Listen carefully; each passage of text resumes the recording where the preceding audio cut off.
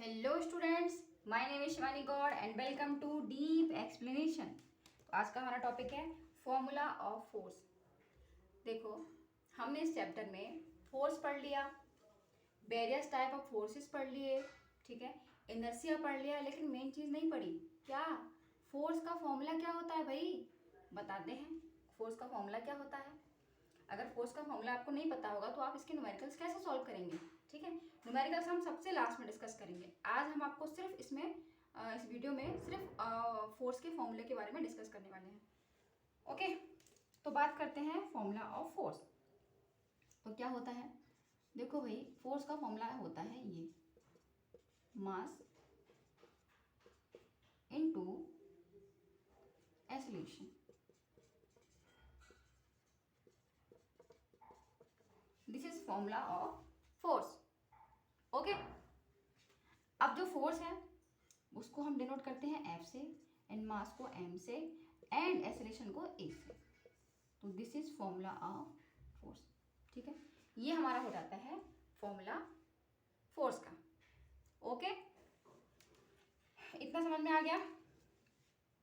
मान लीजिए अगर आपको कोई सवाल दिया है किसी टाइप का, जैसे कि कोई एम मास है और उस पर फोर्स लग रहा है एफ, उसका एक्सेलरेशन है ए। ठीक, ये आपको समझ में आया? F equal to M A force का फॉर्मूला होता है। क्लियर? ये देखिए, कोई हमारे पास अगर हम कोई रिलेशन पूछता है कि इसमें क्या रिलेशन है, तो बताते हैं हमारे पास कोई मास है जो कि एम है। ठीक है, एम मास है कोई, उस पर फोर्स लग रहा है एफ और इसका एक्सेलरेशन है ए। क्लियर? तो उसमें क्या रिलेशन बन रहा है? उसमें रिलेशन क्या बन रहा है भाई? ये F equal to M A निकालो और आंसर लाओ। सिंपल सी बात है। ठीक है, ये तो हो गई बहुत ही सिंपल सी बात। अगर किसी कंडीशन में F equal to M A का जो फॉर्मूला आपको लगाना तो है, ठीक है, फोर्स आपसे पूछ रहा है और उसमें ए नहीं दिया हुआ है, ए की जगह कुछ और दिया हुआ है, तो कैसे निकालोगे? कैसे निकालोगे इसको? थोड़ा दिमाग अगर आप लगाएं तो लास्ट वीडियो अगर आपने देखी हो, ठीक है, तो उसमें एक जो एक्सेलरेशन है उसके कुछ फॉर्मूले थे जिनके बारे में हमने डिस्कस किया था, आपको याद हो तो। फॉर्मूला क्या था? A equal to V minus you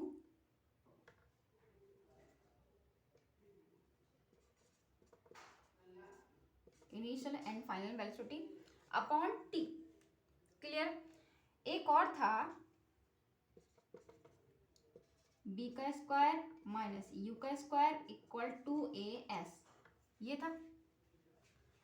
okay, याद आया होगा आपको कि भाई ये भी कुछ क्राइटेरिया था, हमने कुछ कुछ पढ़ा था।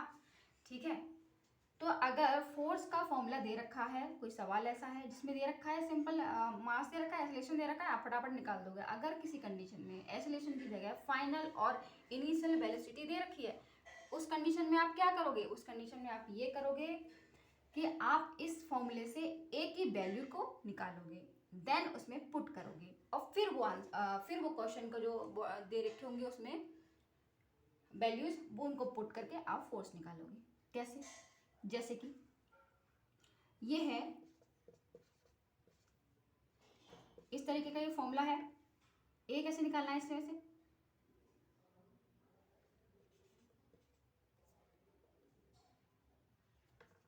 बी का स्क्वायर माइनस यू का स्क्वायर अपॉन 2s इक्वल ए।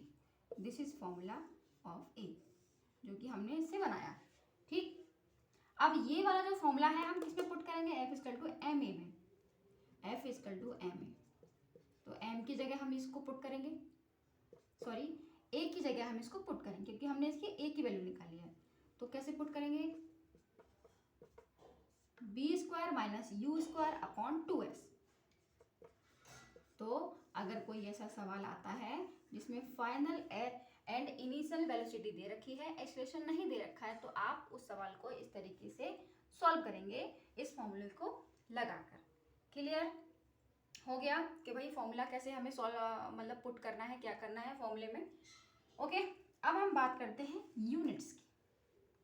ठीक है, बात किसकी करते हैं? यूनिट्स की बात करते हैं।